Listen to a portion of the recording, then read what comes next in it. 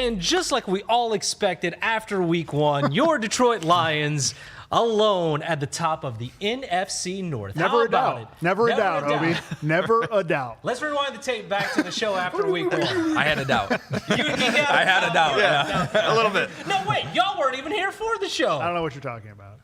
You removed yourself from the equation. It's only positivity from that end of the table. Okay, but to be clear, we weren't worried about them losing to Cleveland. That's true. Okay. Never worried about that. Yeah, there was never a doubt about Cleveland, right? No. We worried about them losing to Baltimore. Yeah, for sure. Yeah. That seems natural, Yeah. So. And then my dog picked the Browns, and she picked the Ravens. Callie's kiss. Yeah, and then she picked the Bears. Callie's kiss of death. And then week one, she picked the Packers. If you're not familiar, we've been She putting picked it the Lions. Huh? She picked the Lions week 1, right? She did pick the Lions Yes. week 1. Yeah. Yeah. So she's 0-4 or 4-0, depending on how you want to look at it. Right?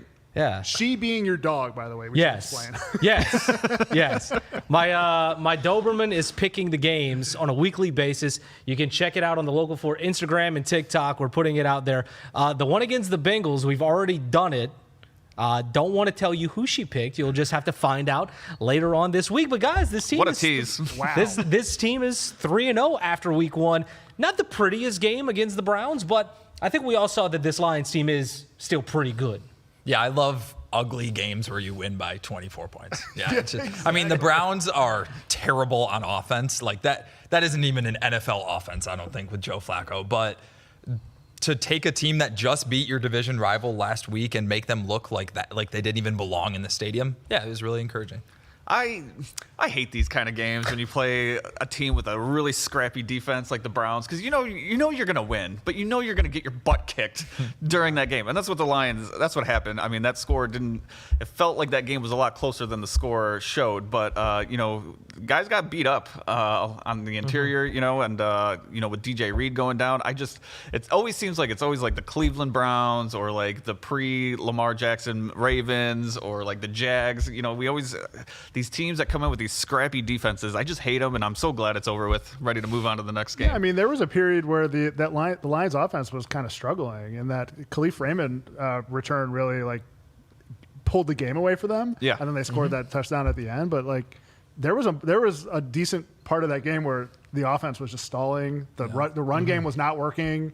So just an annoying Cleveland team. They're just annoying. I knew you were going to have to pull out an ugly win at some point, because that's just how these teams are. And the atmosphere going into that game, whenever you walked into Ford Field, you can tell there are certain games that it's just like when the Packers come to town, when the Bears come to town, a playoff game, everybody is just so hyped at Ford Field.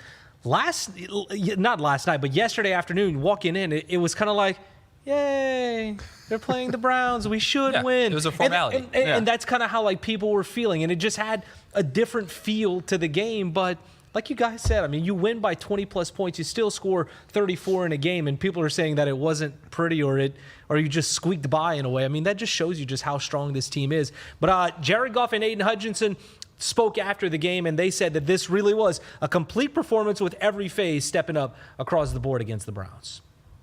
Sure, yeah, I think Dan said it great after the game. It's good, we're going to be happy, but we can be so much better. And certainly offensively, the defense played outstanding, right?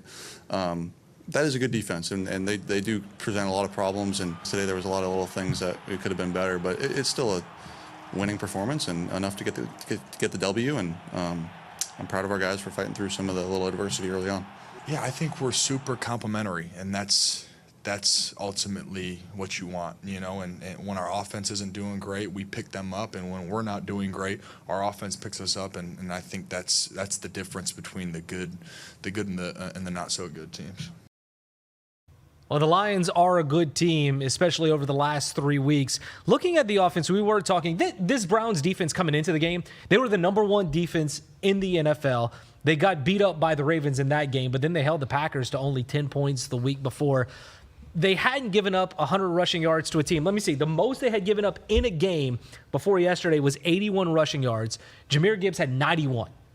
And that just impressed in that way. Whenever you break down the details, were you impressed by what the Lions offense was able to do in a way against a Cleveland Browns defense that's been really good this year. Yeah, for sure. They have Myles Garrett, and the Lions' offensive line kept Jared Goff clean basically the whole Zero game. Zero sacks. So we were worried about the offensive line. I know I was coming into the season, and especially after that Packers game, but they just faced one of the best pass rushers in the NFL, and he really didn't have that big of an impact on the passing game. So the other stuff to me is just the Lions knowing that they were playing a crappy team. In the trenches, to me, they dominated, and that's what matters. Yeah, I was so happy to see 0 sacks because, Myles Garrett is a beast. And so I just got scared. I'm like, please just don't let this guy touch Jared Goff because just one little touch could end up very badly. One little touch. Dude, that guy is a beast. Actually, I thought Goff took some hits yesterday. He did. Yeah, I mean, there were a couple of even questionable hits yesterday, I felt like. So I was glad to see that the Lions could handle this game and not have to use the playbook really at all. The only thing they kept doing over and over again was throw it to J-Mo, who just seemed to be sort of like floating in the air the entire game. I don't know what Dan was Campbell going on. just spoke a few minutes ago, and he said some of that goes to the team having a short week, playing on Monday Night Football. Wednesday, they had a walkthrough. That's what he was kind of alluding to. Jared Goff on the interception play, he took credit for that, for not handling it the right way. J-Mo's got to catch the ball, man. But J-Mo's I gotta mean, catch the ball. two big drops in that game. I mean, especially after just getting an extension too. Yeah, it's probably unfair, but like whenever I see J-Mo now, I'm thinking about the guys that we probably aren't going to be able to extend because the Lions extended him. So like those moments when he drops passes are magnified to me. Like Sam Laporta's not dropping those passes, like every time Brian Branch makes a big play, like the Lions invested in this guy. It's going to be instead of one of their other core guys. So he needs to come through. He's not on a rookie deal anymore. Signing J-Mo just makes me not believe in the salary cap. I thought I knew how the salary cap works. It's a scam. It's just going up watching every single year. watching Like, that's football it. for That's all you 40 need to know. years, Yeah. I thought I had a general understanding, but then they extend J-Mo, and I'm just like, I know nothing. 'Cause they might extend everybody at this point. I don't know. You did call for the end of his Lions tenure here at the beginning of the season. I thought that's why we drafted Tesla. Yeah. I mean, it just lined up perfectly, and then we extend him, and I'm like, Yeah. Catch the ball. Catch the ball, bottom line. Catch the ball. Well, the defense caught 2 balls yesterday. Kirby Joseph had probably the easiest interception he'll ever have in his life on that sideline. But then DJ Reed diving for that ball. We'll get into the injuries in the next segment. But looking at the defense, I mean, they gave up a touchdown drive at the very beginning of the game. And I think people were concerned at Ford Field, at least, that, oh boy, maybe this won't be as easy as we expected. But then they gave up as many points as they had takeaways from there on out. Impressive. We've talked about Joe Flacco not being maybe the leader that the Browns offense needs, but still an impressive performance for that side of the ball. Yeah. If you shut down an NFL team, it's impressive. So this is one of the worst offenses in the league, but usually those offenses can still score a couple times. So the fact that the Lions gave up their obligatory opening drive touchdown and then only a field goal after that was a good sign. yeah. And how about that field goal that went out and then in? Was that the 58-yarder? Yeah. Yeah. That tied Jake Bates' longest one as a Lion. That was one of the craziest field goals I've ever seen kicked. I thought, they actually gave up a handful of big plays to the Browns yesterday, but then they held up, and that's always good to see. Like they gave up a couple of long passes, long runs. I mean, the rush defense had some holes in it yesterday. I know the end numbers are good, but there was some. That's a rookie running back. They gashed them pretty well a couple of times. So there were some moments there where it was like, oh, the Browns are in scoring position, and then a penalty would happen, and the next thing you know, they're punting. And they browns, then you remember Joe Flacco was out there. Which is helpful. It was a sloppy game on both sides. Remember when the Lions were that? I know. Yeah. I was watching that game yesterday and thinking, I don't want to take this for granted, because there was a time where we played those crappy teams and we're hoping to God to win. We were but now we're just like, oh yeah, they won. Yeah. Moving on. And Aiden Hutchinson looks better and better and better as this season goes on.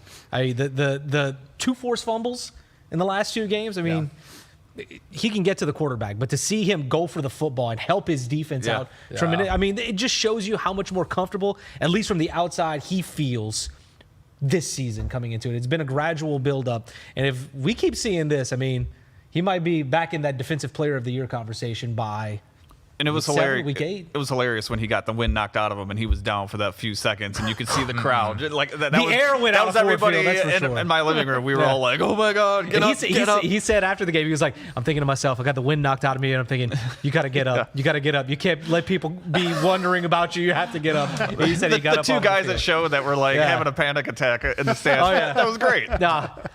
But Hutch said after the game, all good. Just the wind knocked out of him, and he moves on to Cincinnati. And we will talk about that game to come up against the Bengals. But the Lions could potentially be playing without their 2 starting corners. We'll dive into that coming up on DSP.